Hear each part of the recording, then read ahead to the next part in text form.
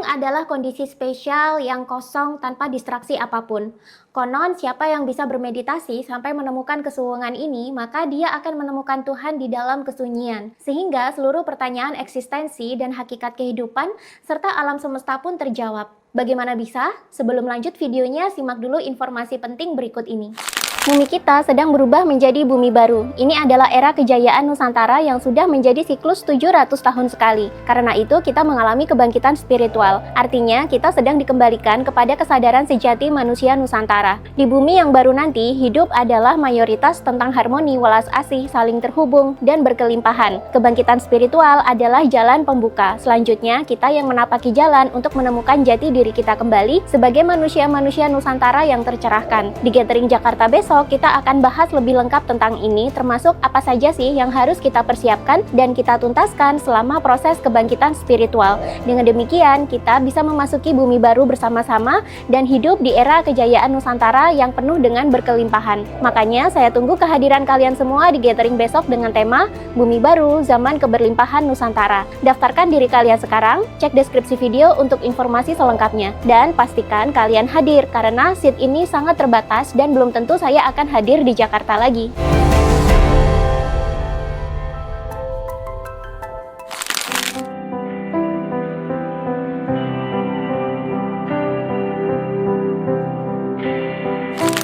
Kata-kata suwung banyak ditemukan dalam literasi spiritual Jawa. Suwung artinya adalah kosong dan sunyi. Suwung sendiri dalam spiritual Jawa artinya adalah sebuah kondisi di mana manusia menemukan keheningan absolut, sunyi, kosong tanpa batas, tidak ada distraksi apapun. Sehingga yang ada hanyalah eksistensi dirinya semata. Tidak ada lagi gangguan pikiran, tidak ada lagi distraksi perasaan, dan tidak ada lagi pengaruh dari entitas lain di luar diri. Yang ada dalam kekosongan tersebut hanyalah eksistensi dirinya semata. Dan konon, menurut spiritual Jawa, dalam kekosongan atau suwung inilah manusia bisa menemukan Tuhan yang sebenarnya. Dan segala rahasia serta hakikat alam semesta pun akhirnya terkuak. Dalam tradisi Taoisme, Hindu, dan Buddha pun dikenal yang namanya kosong adalah isi, isi adalah kosong. Ini merujuk pada setiap pembahasan terkait teologi atau ketuhanan.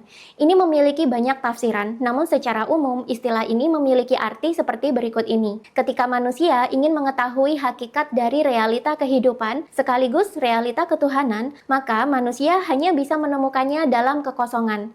Sebab kekosongan ini adalah hakikat dari semua realita.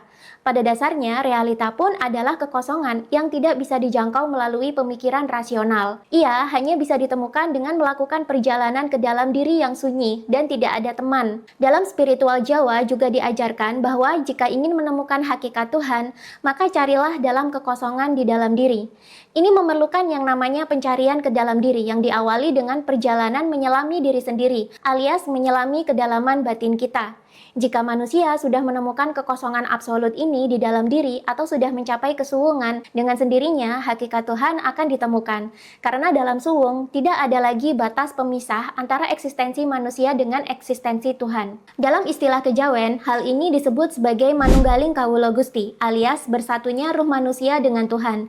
Dalam ilmu tasawuf, tahap ini disebut sebagai tahap makrifat, yakni tingkat spiritual tertinggi yang bisa dicapai oleh seorang muslim. Ruh manusia pada dasarnya adalah kesadaran murni kita atau kesadaran yang menjadi eksistensi diri kita di alam semesta ini. Tasawuf menyebutnya sebagai Nur Muhammad. Filsafat Hindu menyebutnya sebagai Atman. Proses meditasi sendiri sebenarnya adalah laku atau latihan spiritual untuk membantu manusia bisa menemukan hakikat eksistensi atau kesadaran murni atau kesadaran sejati ini. Sehingga pada akhirnya sekat pemisah antara manusia dengan Sang Pencipta dan alam semesta sudah tidak lagi ada. Manusia melebur seutuhnya dengan alam semesta, dan manusia juga melebur dengan eksistensi Tuhan dalam kesuwungan tersebut.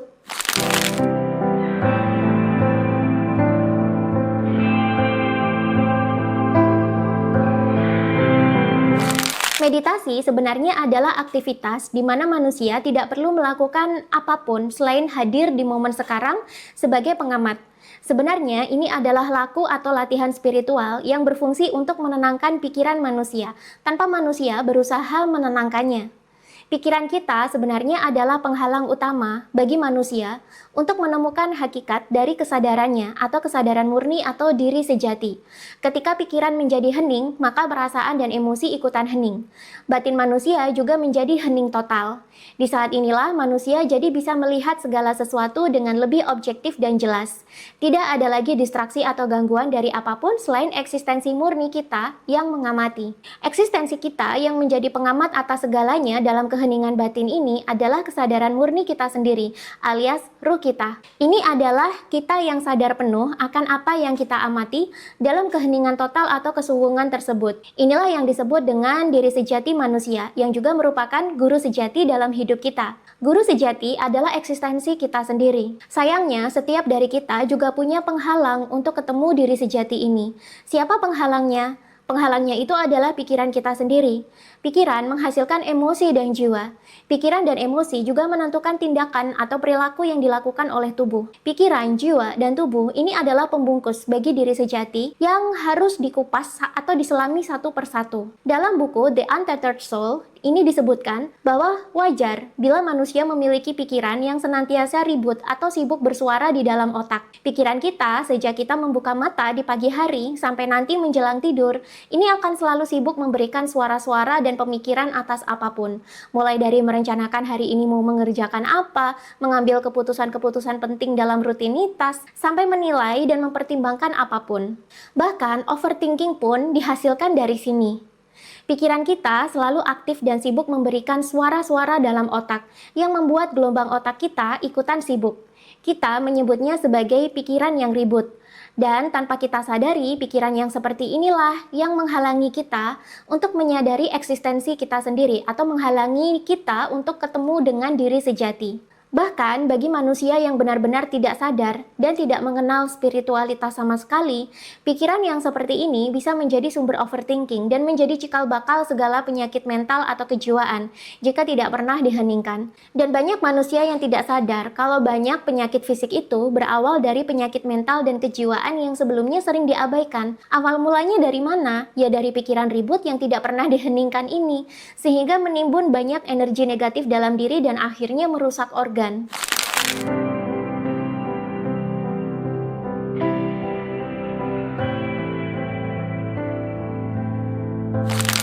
Meditasi ketika dilakukan dengan rutin bisa membuat otak manusia menjadi lebih tenang, bahkan semakin hening dari hari ke hari, sehingga pikiran yang semula ribut kini berangsur-angsur menjadi tenang dan lebih sepi. Gelombang otak yang semula tinggi dan banyak sekali tekanan, kini mulai menjadi lebih rendah dan lebih rileks. Meditasi sebenarnya itu mudah, tanpa harus mewajibkan kita untuk fokus atau berkonsentrasi penuh pada suatu objek atau visual-visual tertentu. Meditasi untuk mencapai kesuwungan itu sangatlah mudah. Karena di sini kita hanya perlu diam dan hadir di momen sekarang menjadi pengamat atas diri sendiri dan sekitar. Apapun yang terjadi, kita hanya perlu diam saja untuk mengamati dan membiarkan semuanya berlalu begitu saja. Apakah dalam meditasi pikiran kalian ribut? Apakah dalam meditasi perasaan kalian timbul tenggelam silih berganti? Apakah dalam meditasi selalu bermunculan bayangan-bayangan aneh atau bayangan-bayangan unik dalam otak?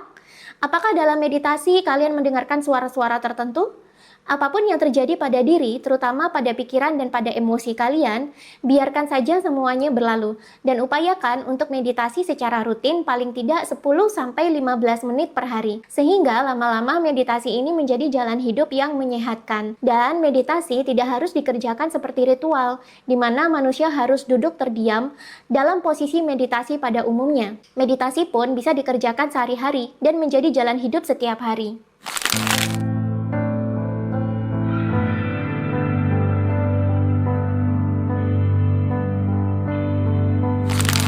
Ketika hidup menjadi lebih meditatif atau pikiran cenderung tenang dan diri ini cenderung menjadi pengamat, maka manusia bisa senantiasa hadir di momen saat ini dan di sini. Dengan demikian, manusia tidak lagi cemas akan masa depan yang belum terjadi atau menyesali masa lalu yang sudah terjadi.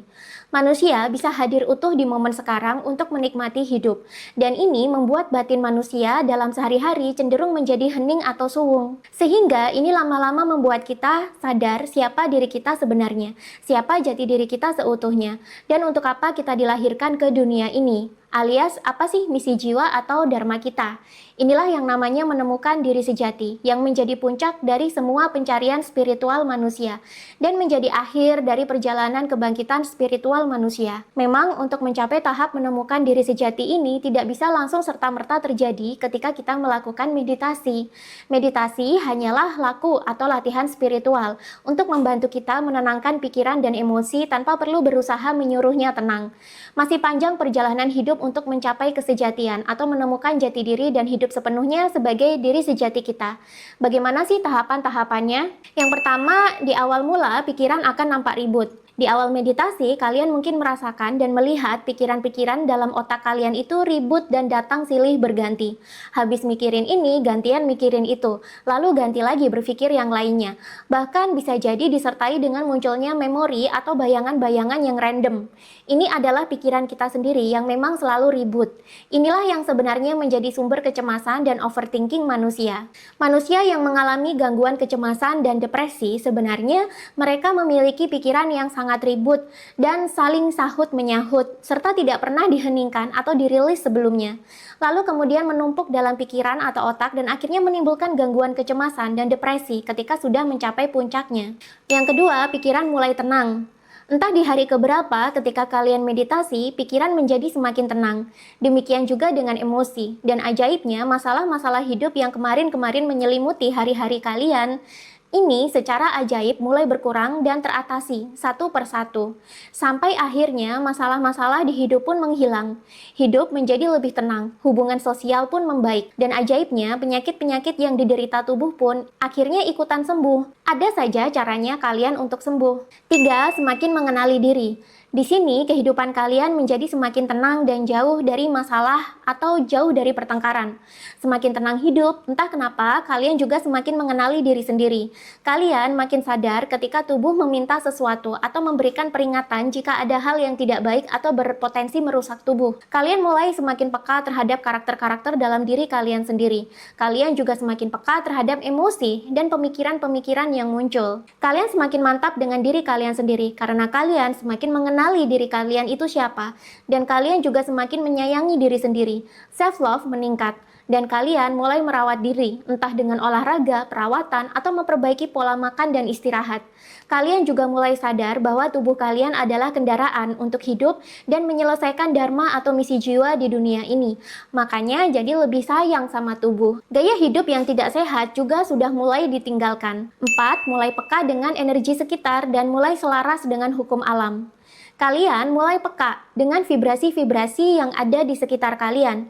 Vibrasi dari orang lain, vibrasi dari lingkungan di sekitar kalian, dan masih banyak lagi. Kalian juga mulai menyadari kalau manusia, hewan, tumbuhan, dan benda-benda yang ada di sekitar kalian itu ternyata memiliki energi atau memiliki vibrasinya sendiri-sendiri. Intuisi juga semakin aktif dan semakin lama juga semakin tajam atau semakin akurat. Secara ajaib, kalian juga semakin mengenali kalau alam semesta itu sudah sangat teratur dan eksis di dalam sebuah hukum alam yang ajak atau teratur dan tertata. Sehingga kalian juga semakin belajar untuk mengenali hukum-hukum alam dan mulai menyelaraskan diri dengan hukum-hukum alam tersebut. Intuisi sebenarnya adalah perangkat dalam pikiran bawah sadar kalian yang bisa menjadi penuntun agar manusia menjadi lebih selaras dengan hukum-hukum alam semesta. 5. Mulai bisa membedakan pikiran atau mind, jiwa atau soul, dan tubuh atau body. 3 hal ini adalah bagian dari diri kita yang juga menjadi perangkat agar manusia bisa eksis atau hidup di bumi dan menjalankan fungsinya sebagai khalifah atau pemimpin atau pengelola bumi. Di saat hidup menjadi lebih tenang, kalian juga mulai bisa mengenali mana yang sedang bersuara atau memberikan kontribusi, apakah itu pikiran ataukah jiwa kalian. Pikiran adalah aktivitas otak yang selalu menimbang-nimbang, merencanakan, membuat urut-urutan, mengambil keputusan, menganalisa, dan menyelesaikan persoalan dalam hidup. Jiwa adalah bagian dari diri yang merasa dan mengeluarkan emosi-emosi. Kalian sekarang mulai bisa menyadari ketika kalian overthinking, mana sih yang sedang bersuara itu? Kalian sekarang sudah mulai bisa menyadari ketika kalian overthinking, maka yang sedang bersuara itu adalah pikiran. Ketika kalian sedang emosi, maka yang sedang menguasai itu adalah jiwa. Dan secara ajaib, kalian mulai bisa mengendalikan ketiganya. Dan ini membuat kalian makin sadar siapa jati diri kalian sebenarnya. Pada hakikatnya, diri sejati adalah eksistensi atau kesadaran kalian sendiri yang sudah sadar mana pikiran atau mind, mana jiwa atau soul, dan mana tubuh atau body. Dan kalian sadar kalian punya kuasa atas ketiganya dan bisa mengendalikannya dengan cara mengambil jarak dari ketiganya sebagai seorang pengamat yang objektif atau hidup meditatif. 6. Keseharian mulai terasa hening. Pikiran dan emosi atau batin kalian sekarang cenderung tenang sehari-hari, seperti alam semesta yang sepi dan sunyi. Tapi sunyinya itu menenangkan. Tanpa sadar, batin kalian mulai melebur dengan alam semesta, dan kalian bisa menyatu dengan frekuensi dasar bumi yang sangat menenangkan, namun memberdayakan. Frekuensi dasar bumi itu adalah 7,83 Hz. Ini adalah frekuensi yang tenang dan sunyi, dan ini selaras dengan frekuensi gelombang otak theta yang mendatangkan ketenangan dan relaksasi mendalam. Keseharian kalian mulai terasa sunyi. Kalian tak lagi mau terlibat dalam perdebatan dan drama-drama kehidupan yang menguras emosi dan energi. Emosi juga semakin stabil, bahkan mulai bergerak ke arah kedamaian. Inilah kunci menghadirkan kedamaian absolut dari dalam diri. 7. Mulai merasakan kemanunggalan. Manunggal artinya adalah melebur menjadi satu. Kemanunggalan di sini maksudnya adalah kalian mulai menyatu dengan Tuhan dan alam semesta. Dalam filsafat Tantra atau ajaran spiritual tua dari Nusantara, pada dasarnya alam semesta pun adalah manifestasi dari eksistensi Tuhan. Sehingga ketika manusia melebur atau merasakan kemanunggalan, maka manusia seperti melihat wajah Tuhan di mana-mana. Di tahap ini, manusia mulai berhenti mencari-cari eksistensi Tuhan. Karena manusia mulai paham bahwa Tuhan itu ada di mana-mana dan hadir di mana-mana, alias maha hadir atau omnipresent. Bahkan hadir dalam eksistensi atau kesadaran manusia itu sendiri. Manusia mulai berhenti memperdebatkan Tuhan dan wujud Tuhan mana yang paling benar. Bahkan mulai apatis terhadap segala perintilan yang mendeskripsikan Tuhan. Dirinya mulai fokus menikmati hidup saat ini dan di sini. Karena apa yang menjadi pertanyaan spiritual dalam hidupnya, seperti Tuhan itu di mana, Tuhan versi mana yang paling benar, itu semua telah terjawab dengan sendirinya. Dan ia mengalami sendiri jawaban-jawaban tersebut. Di sini manusia mengalami keterlepasan terhadap kemelekatan Tuhan dan mulai merdeka, seperti orang ateis tapi bukan ateis. 8. Mulai menyadari siapa jati dirinya atau ketemu diri sejati. Diri sejati bukanlah entitas yang ada di luar diri. Jika kalian melakukan meditasi, lalu ada sosok atau suara yang mengaku dia adalah diri sejati, maka abaikan. Demikian juga jika ada yang mengaku dirinya Tuhan, karena sejatinya diri sejati atau Tuhan itu bukan entitas di luar diri kalian. Kesejatian itu adalah eksistensi atau kesadaran kalian sendiri yang mengamati segala sesuatu dalam diam dan objektivitas. Kalian mulai sadar bahwa diri sejati itu ya kesadaran murni kalian sendiri. Ini adalah momen di mana kalian menjadi sadar bahwa kalianlah pengamat atas segala realita kehidupan ini. Di saat yang bersamaan, kalian juga menyadari bahwa kalian adalah bagian dari alam semesta yang kompleks ini. Dan kalian adalah bagian dari Tuhan itu juga. Kalian membawa eksistensi dan kekuatan Tuhan dalam kesadaran murni atau ruh kalian. Kalian juga mulai sadar bahwa kesadaran atau diri sejati itu bukanlah pikiran atau mind, jiwa atau soul, dan tubuh atau body. Melainkan diri sejati adalah kalian yang sudah sadar dan mengamati ketiga hal tersebut, serta mulai bisa mengendalikannya. Kalian sadar bahwa pikiran dan jiwa hanya perangkat bagi diri untuk berpikir dan merasa. Kalian juga sadar bahwa tubuh adalah kendaraan bagi ruh atau kesadaran murni untuk bergerak di bumi yang terdiri dari ruang dan waktu ini. Di saat inilah kalian juga mulai menyadari apa sebenarnya jati diri kalian di dunia ini. Kalian itu siapa, asalnya dari mana, dan setelah selesai hidup di bumi ini bakalan kemana. Kalian sudah menemukan jawabannya sendiri dalam keheningan. Dan ini adalah jawaban yang sifatnya didapat karena dialami, bukan karena doktrin atau dogma. Di saat ini juga surga dan neraka, serta dosa dan pahala tidak lagi berlaku bagi diri kalian. Yang berlaku hanyalah kesadaran. Kalian jadi sadar jika berbuat begini konsekuensinya apa. Demikian juga dengan perbuatan-perbuatan lainnya.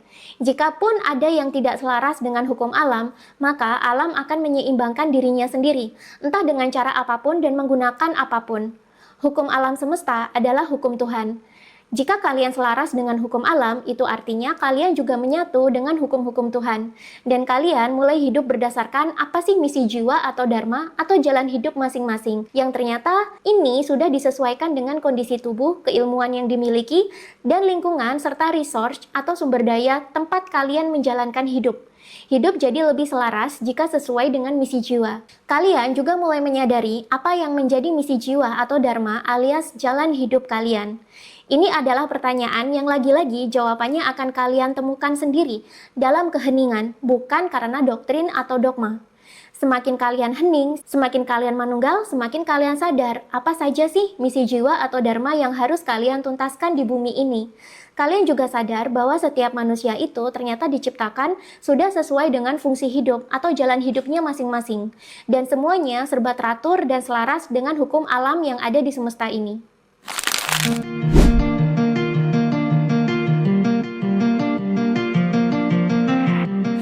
Bumi kita sedang berubah menjadi bumi baru. Ini adalah era kejayaan Nusantara yang sudah menjadi siklus 700 tahun sekali. Karena itu kita mengalami kebangkitan spiritual. Artinya kita sedang dikembalikan kepada kesadaran sejati manusia Nusantara. Di bumi yang baru nanti, hidup adalah mayoritas tentang harmoni, welas asih, saling terhubung, dan berkelimpahan. Kebangkitan spiritual adalah jalan pembuka. Selanjutnya, kita yang menapaki jalan untuk menemukan jati diri kita kembali sebagai manusia-manusia Nusantara yang tercerahkan. Di Gathering Jakarta besok, kita akan bahas lebih lengkap tentang ini, termasuk apa saja sih yang harus kita persiapkan dan kita tuntaskan selama proses kebangkitan spiritual. Dengan demikian, kita bisa memasuki bumi baru bersama-sama dan hidup di era kejayaan Nusantara yang penuh dengan berkelimpahan. Makanya, saya tunggu kehadiran kalian semua di Gathering besok dengan tema Bumi Baru, Zaman Keberlimpahan Nusantara. Daftarkan diri kalian sekarang, cek deskripsi video untuk informasi selengkapnya. Dan pastikan kalian hadir, karena seat ini sangat terbatas dan belum tentu saya akan hadir di Jakarta lagi.